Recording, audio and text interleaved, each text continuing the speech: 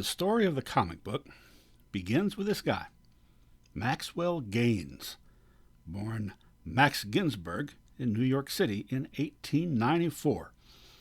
Died tragically in 1947, but we'll get to that later.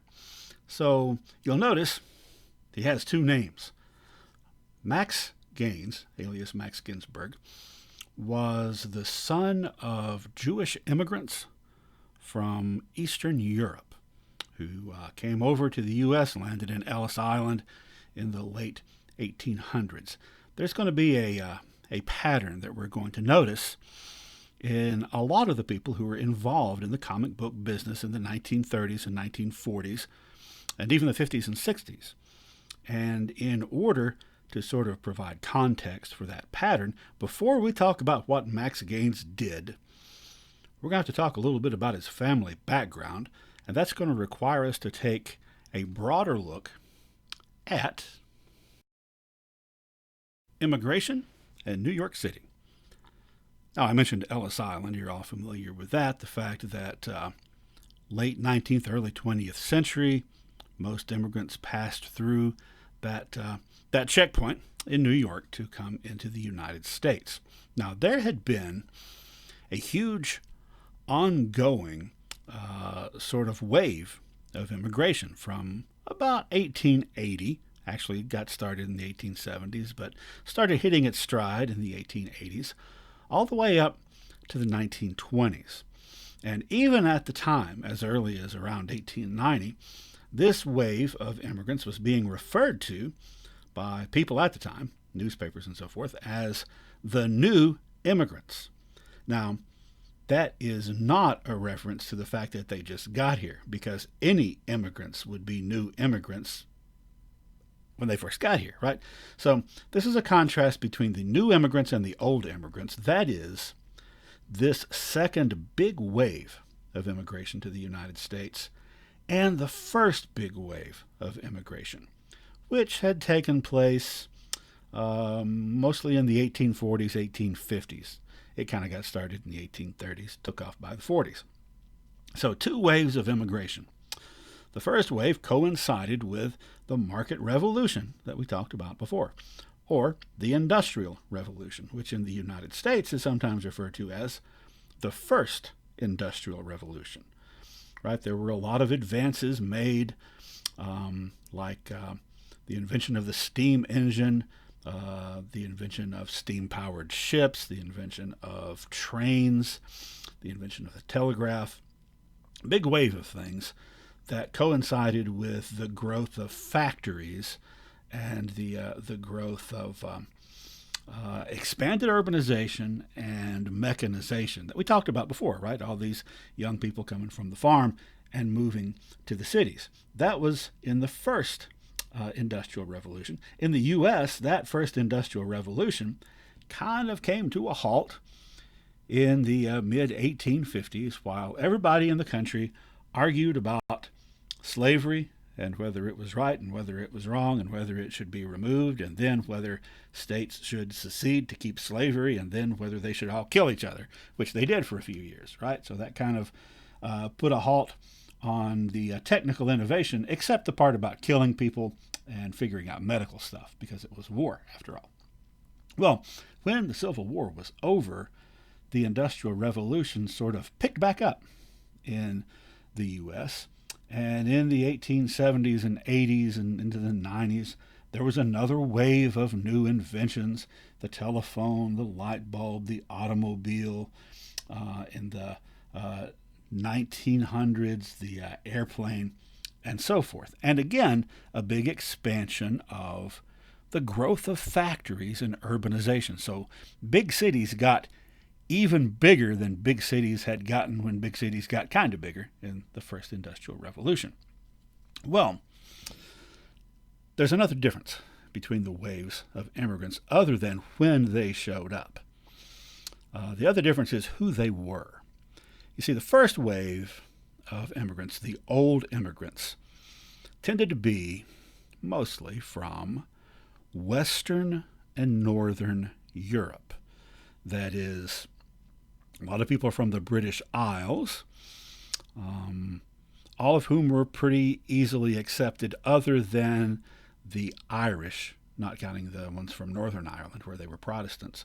But the Catholic Irish, they were not accepted very well at all.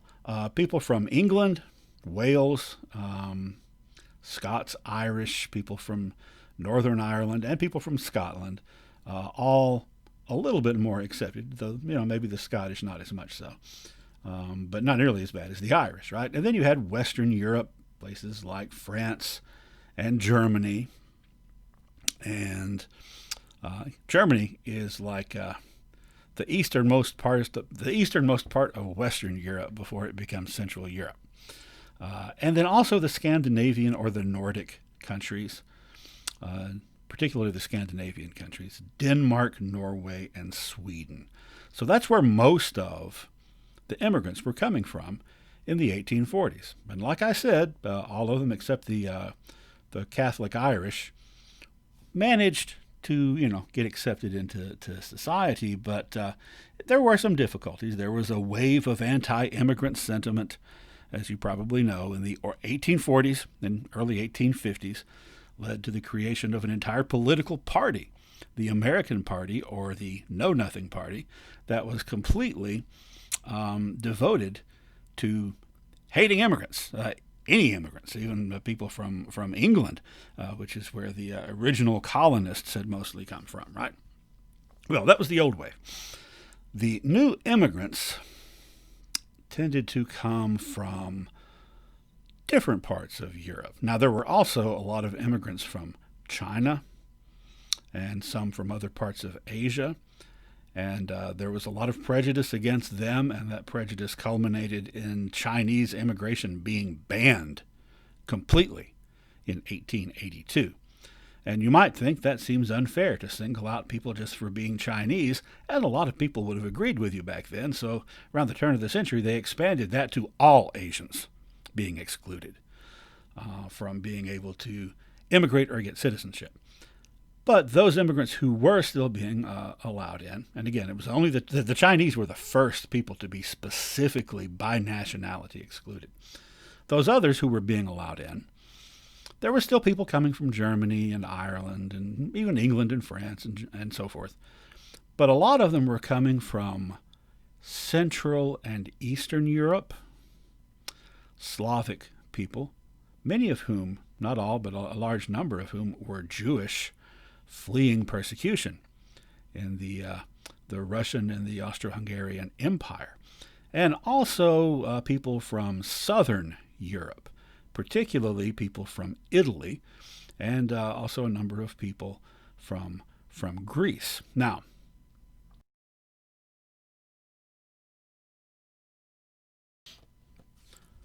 all these immigrants that I just mentioned are European, except for the Asian ones I talked about before. They're all European, but there are gradations of European because, you see, at the top of the social hierarchy, the social pyramid in the United States, was the white Anglo-Saxon Protestant, WASP. Actually, the male white Anglo-Saxon Protestant was on the very top. So, Anglo-Saxon, of course, being from England. Now, those first immigrants, the first wave, were, some of them were English, the others were not. However, the next best thing to being Anglo-Saxon is being Germanic, which Anglo-Saxon came from Germanic, right? So, Germany, Norway, Sweden, etc., and or Protestant, which is how the Scottish managed to get a little more accepted, or quite a bit more accepted than the Irish anyway. They were not Anglo-Saxon or Germanic. They were Celtic. But they had gotten considerably Protestantized in the previous centuries. It was the Irish Catholics who basically had two big strikes against them already, right? Well, these new immigrants, even though they were from Europe, they were not Germanic. They were either Slavic, such as people from Austria, Hungary, Bohemia, Bohunks, as they were referred to insultingly, Bohemians and Hungarians, or from Central and Eastern Europe, and even less acceptable to American society, Jewish, or they were from the Mediterranean area, from the Iberian Peninsula, Spanish or Italian, Sicilian, Greek, so forth, that were viewed suspiciously as being non-white. So my point is, these newer immigrants, they had a very difficult time being accepted into American society. In fact, in the 19 teens, especially during World War I, there was a tremendous outgrowth of anti-immigrant sentiment in the United States. During that decade, the Ku Klux Klan came roaring back to life. In fact, they were bigger than they had ever been. By the early 1920s, it is estimated that approximately 1 out of every 7 white men in America was a member of the Ku Klux Klan. And that's not just in the South. It's around the country, and really every corner of the country, especially the Midwest, but in the Northeast as well. And this time around, they were no longer, as they had during Reconstruction, going after solely African Americans and white Republicans. They were also going after Catholics, Jews, and immigrants, some of whom happened to also be either Catholics or Jews. And here you can see a cartoon in the lower right-hand corner of a Klansman holding an American flag and a Bible, having triumphed over the evil of a Catholic clergyman, perhaps from Ireland or Italy. And then on the left, you have a marching song, "We're All Loyal Klansmen," with Uncle Sam leading the way. Well, I should elaborate. These immigrants from Central and Eastern and Southern Europe could be Catholics, or they could be Jews. They could also be anarchists, socialists, or communists. Here's a cartoon from the time period from the Chicago Tribune that has a wall around America to keep out immigrants that, unfortunately, from the perspective of the person who was subscribing to the attitudes of this cartoon, it has a door in it that says immigration restrictions, the implication being there's not enough of them. This door swings wide open, and here comes an immigrant with a bomb with a lit fuse for a head, and his very luggage declaring him to be undesirable. Close the gate, the cartoon says. And in 1924, the gate was closed. As this cartoon says, the only way to handle it. Immigration restrictions were greatly restricted. Beginning in 1924, there were very strict quotas and relatively small quotas placed on the number of immigrants that would be allowed into the U.S., with only a certain amount allowed, a certain percentage from each country, which, as you can imagine, meant that some countries really got the squeeze put on them so far as the number of their people would be allowed into the United States. This obviously substantially lessened the number of immigrants coming in, but it also substantially lessened the number of immigrants coming in from those, quote, undesirable regions in Europe. Well, you may be saying to yourself, that's all quite interesting, but what does it have to do with the price of racism in China? Well, there's a point that I was getting at by giving you this context at this particular time, and the point is this. The 19 teens and 1920s were an especially challenging and difficult time to be the child of Jewish immigrants in New York City, in the United States in general, because you had this huge resurgence of the Ku Klux Klan. You had anti-Semitism as just an accepted fact of life practically everywhere. You had opportunities being limited. You had anti-immigrant prejudice on top of anti-Semitism, conform to the melting pot. The first generation, many of whom did not speak English or did not speak English as their first language, had a lot of challenges. And their kids, the second generation, the ones who were born around 1900 or so, in the 1890s, for the next 10 or 20 years, they are going to be in a position where they have to prove how American they are.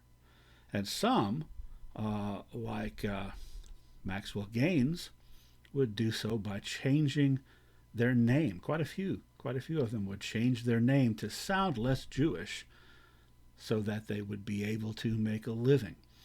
And beyond that, in their attitudes, they would have to be just absolutely hyper-American in a sense to prove that they should be accepted and that they could fit in. All right. At the same time, because of all the suffering that their parents had gone through in the old countries, in the Russian and Austro-Hungarian empires in particular, where there were pogroms, which were basically huge riots where people just went out and killed as many Jews as they could find, which was the reason so many Jewish people were fleeing and coming to America. And then once arriving here, things not being quite so rosy as they thought. This would give a lot of those second-generation Jewish Americans a very strong sense of social justice and fair play. You might almost say truth, justice, and the American way. And that very much ties in, not just with Max Gaines, but as you probably have already figured out, quite a few of the artists and writers of the early comic book era. Well, let's get back on the road to the creation of the comic book. And first we're going to talk about Dell Publishing, which was established in 1921 by George Delacourt. In 1929, they released a supplement to the Sunday funny pages called the Funnies. It was a weekly thing that was both inserted into the Sunday papers along with the regular funny pages and was also sold separately for, I think, a nickel. So it was a few pages long. It came out weekly for about a year and a half. It wasn't technically a comic book. It was like the last step, or one of the last steps, toward a comic book. Because what it was, essentially was a piece of the newspaper, right? So it didn't, it had a cover, but it was just a newsprint paper folded together. I don't think it was stapled even. It was, however, all original material, so that's significant. Probably would have been a little inconvenient to be reprinting comic strips when you're appearing in the newspaper next to those comic strips. So for each weekly issue, which was just a few pages, there were original strips created by artists in the employ of Dell Publishing, including a couple of guys named Studi Allen and Booty Rogers. Anyway, this may not have technically counted as a comic book, but remember Dell Publishing. You'll have to remember Dell Publishing. I think it's on the study guide, because they are going to get into comic books later in a really, really big way. And they're going to expand beyond that. Now, they'd already been around for several years, right, for all the 1920s. And basically, they published affordable newsstand magazines they would continue publishing various different magazines and then branch out when paperback books were invented around World War II. Mass market paperbacks, they would start publishing a lot of paperback books. In fact, they're still around, although, not a comic book publisher, I don't think. In fact, my very first published fiction appeared in a Dell magazine in November 1995. Louis L'Amour Western Magazine. It was a short story called Morning Glory. I didn't get any mention on the cover because I was a new author. I did, however, get a check. They paid 8 cents a word. So for a 5,000 word short story, that was, as you can see, $328.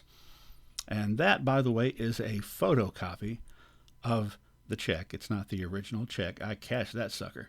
$328 is about what I was making every 2 weeks cleaning the floor at Walmart. So that paid my rent that month and then some. Anyway, let's get back to Max Gaines. Now, Max Gaines had several jobs in his life. He was a teacher for a while and eventually was even a school principal. However, by 1933, when he was pushing 40, Gaines was working as a salesman. And he was working for a company called Eastern Color Printing, headquartered in Waterbury, Connecticut. And they had gotten started as a company in 1928. Essentially, they were a printing press. And they were the printing press that several of the newspaper syndicates, like Kingfisher syndicates and National syndicates and United syndicates, the printer that they used to print up their comic strips for the funny papers. Okay? So they were printing that stuff, and then they were also branching out into printing pulp magazines. They started off by doing covers for pulp magazines. And as they're trying to branch out, they need sponsors. They had advertising. So Gaines was one of the people that worked under sales manager Harry Wildenberg. And Gaines and others, their job was to contact various businesses and try to get their sponsorship for their ads, right, in these publications. And Gaines and Wildenberg were trying to come up with an ad campaign for Procter & Gamble. And, Eastern Color Printing was mostly still involved in printing funny pages. So Gaines, the story goes, took a newspaper, the funny pages. That's like a supplement. He took the funny pages and folded them in half. Actually, it was one page. Folded it in half, then folded it in half again. So that means that front and back you had 8 pages. And he came up with the idea, pitched it to Wildenberg, and they pitched it to Procter & Gamble to have a special supplement of reprinted comic strips as part of an advertising campaign for the Procter & Gamble company. So the plan initially was Gaines wanted to sell these things for a nickel at newsstands, but in addition to a nickel to get them, you had to have a proof of purchase from a Procter & Gamble product.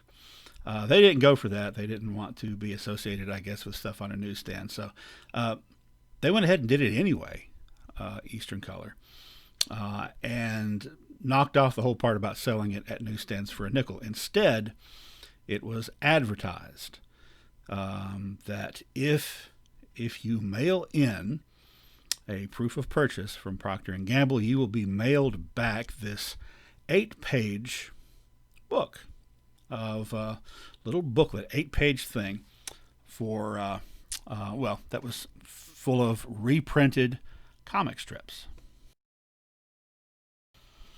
And here it is, Funnies on Parade.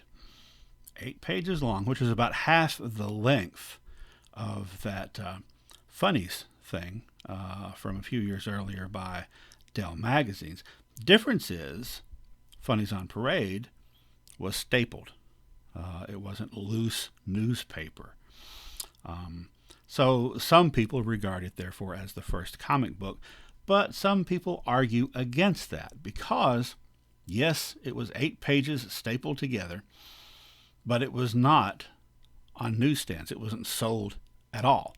It was a promotional giveaway. It did have reprinted stuff in it, so 8 pages, 8 different comic strips. Most of them I've never even heard of, but a couple that they did have that were popular at the time, Mutt and Jeff and Joe Palooka. 10,000 of these were printed for the Procter & Gamble account. And kids across the country, would pester mom to buy a Procter & Gamble product and give them the proof of purchase so they could mail it in and get these free funny pages.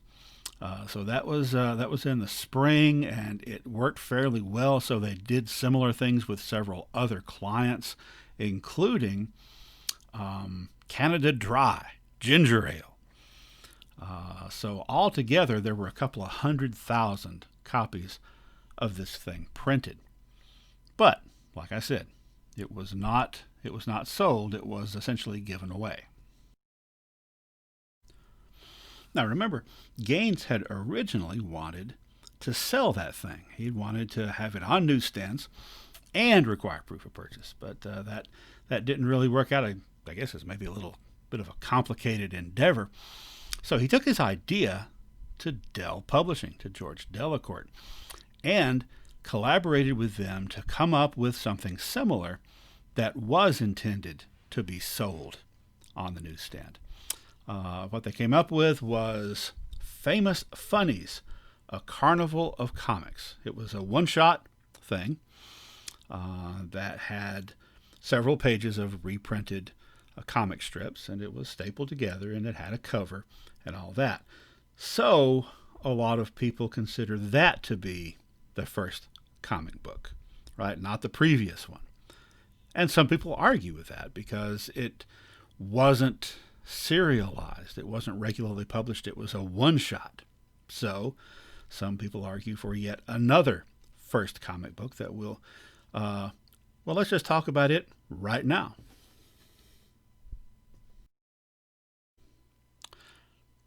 When Famous Funnies, a Carnival of Comics, did well enough on the newsstand with that one sort of experimental issue, Dell decided to go ahead and beginning in July 1934, start producing a regular monthly edition. And this also was headed up by Max Gaines. And they went with the same title without the subtitle. So just Famous Funnies. First issue came out in July 1934. Again, it was all reprints from the Sunday color supplements to the funny pages, Sunday papers. It included Buck Rogers. It included Connie, which was the female aviatrix, and various other strips. And it came out every month for 21 years, actually. So this is the one that, at the very latest, was the first comic book. It had all the elements. It was stapled together, it had a cover, and it was released regularly. It was a regular publication.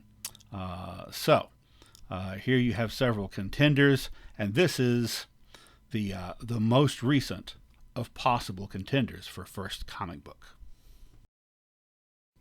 So, to summarize, The Funnies from 1929 was not a comic book. It was a forerunner of the comic book. It was essentially just an extra section of the funny papers that was also sold separately. Funnies on Parade from spring 1933 might be the first comic book. It was stapled together. However, it wasn't sold on newsstands. Famous Funnies from about 6 months later in late 1933 was sold on newsstands, but it was a one-shot. It wasn't a regular ongoing magazine. And finally, Famous Funnies from 1934 was a stapled together with a cover magazine that was part of an ongoing publication. So all three of these have proponents for being the first comic book. But however you look at it, Max Gaines was behind all three of these. So no matter which of these three that you come down on as being the first, it's safe to say that Max Gaines was the father of the modern comic book. Unless you're one of those who supports the idea of Detective Dan, Secret Operative number 48, as being the first modern comic book, starring Dan Dunn, Secret Detective. This came out in May 1933 by a company called Humor Periodicals, I think. So it was sort of a prototype. It was immediately followed up by a Dan Dunn comic strip. This, one of the things that people point to for this one is that unlike all that stuff by Max Gaines, Detective Dan, Secret Operative number 48, was all original material, essentially introducing the character. However, other people say, well, technically it's not a modern comic book because it was on newsprint and it was not standard comic book format. It was, I think, 10 inches by 13 inches, so basically the size of almost the size of a newspaper. And it had a cardboard cover, so kind of a cheap operation, you might say. Oddly enough, Detective Dan, once it started running as a comic strip, got recycled in the pages of Famous Funnies, and he became a regular on there. So this one also is a possibility. Most people consider it a proto-comic book. Link that right in there with the Funnies as something that led to the development of the comic book as we know it. So it's still safe to say Max Gaines was the man when it came to the creation of the comic book. And don't forget that name, because we're going to be talking a lot more about him and even more later on about his son.